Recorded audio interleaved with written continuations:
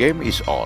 Demikianlah istilah yang digunakan oleh pakar politik luar negeri Dino Patijalal untuk memaknai kunjungan Presiden terpilih Prabowo Subianto ke Republik Rakyat Cina dan Jepang.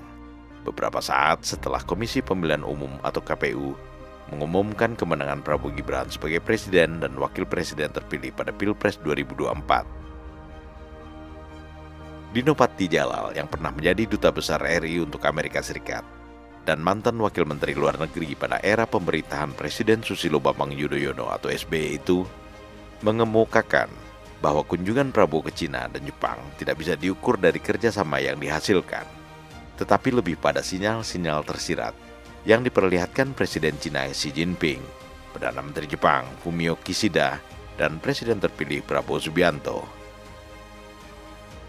Dino melihat sedikitnya ada 3 sinyal yang bisa ditangkap dari lawatan Prabowo ke negeri tirai bambu, yang juga disebut Republik Rakyat Tiongkok, serta ke negeri matahari terbit itu.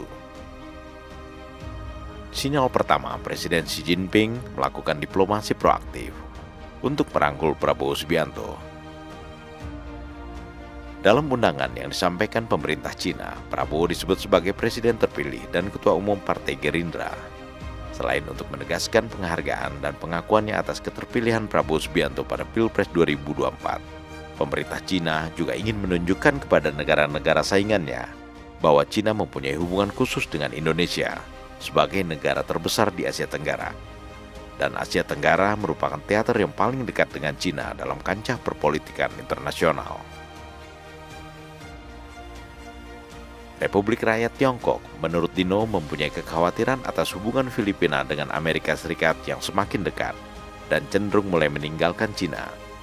Untuk itu, pemerintah Tiongkok membutuhkan Indonesia sebagai penyeimbang agar Asia Tenggara tidak mendekat ke Amerika. Sinyal kedua adalah sinyal yang diperlihatkan Prabowo Subianto secara tidak langsung kepada Amerika Serikat. Melalui pertemuannya dengan Presiden Xi Jinping di Beijing, Prabowo seakan mengirimkan pesan kepada Amerika Serikat agar tidak take for granted dalam menjalin hubungannya dengan Indonesia. Dalam 10 tahun terakhir, menurut Dino, Amerika Serikat lebih banyak melakukan tekanan dalam hubungannya dengan Indonesia. Dan baru setahun yang lalu, hubungan Indonesia-Amerika meningkat menjadi Comprehensive and Strategic Partnership. Selama ini, hubungan Amerika Serikat dengan Indonesia cenderung naik turun atau panas dingin, apalagi pada tahun-tahun menjelang pemilu 2024. Melalui kunjungannya ke Beijing, Prabowo secara tersirat mengingatkan Amerika Serikat agar telaten dalam menjaga hubungan baiknya dengan Indonesia. Jika tidak, Indonesia mempunyai opsi lain dalam menjalankan politik luar negerinya. Sinyal ketiga, melalui kunjungannya ke Jepang untuk menemui Perdana Menteri Jepang Fumio Kishida setelah berkunjung ke Cina. Prabowo sepertinya sedang berupaya melakukan strategi balancing game. Jepang selama ini menjalin hubungan erat dan melakukan kerjasama militer dengan Australia, Inggris, dan Amerika Serikat. Hubungan Jepang dengan negara-negara barat itu ditentang oleh pemerintah Cina yang menuduhnya sebagai upaya membuat mini Asian NATO.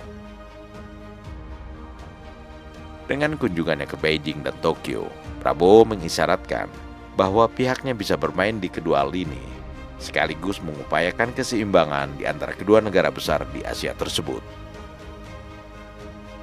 Dino Patijalal menilai, dalam 5 tahun ke depan, Presiden terpilih Prabowo Subianto akan memberikan perhatian khususnya kepada masalah geopolitik, seraya tetap menjalankan prinsip bebas aktif.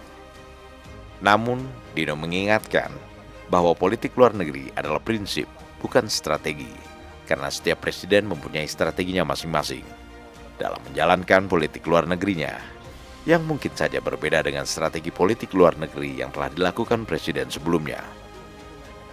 Seperti apakah strategi politik luar negeri yang akan diterapkan presiden terpilih Prabowo Subianto? Dino meminta agar semua orang bersabar menunggu hingga Prabowo Subianto dilantik menjadi Presiden RI pada bulan Oktober mendatang. Yang jelas, Prabowo akan tetap menjalankan prinsip politik luar negeri yang bebas aktif, meskipun sejak sekarang, permainan politik luar negerinya sudah dimulai. Atau, the game is on.